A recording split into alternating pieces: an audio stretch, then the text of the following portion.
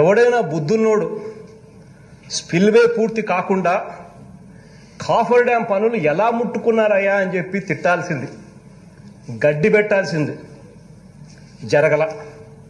పోనీ coffer dam అన్నా కనీసం పూర్తి కాకుండా నువ్వు డయాఫ్రమ్ వాల్ అంటే మెయిన్ డ్యామ్కు పునాది గోడ, కాఫర్ డ్యామ్ అన్నా పూర్తి కాకుండా నీళ్లు రాకుండా ఉండే ప్రదేశం క్రియేట్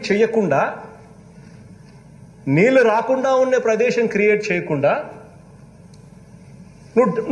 నువ్వు మెయిన్ డ్యామ్కు పునాది వాల్ వేసేసినావు, డయాఫ్రమ్ వాల్ వేసినావు.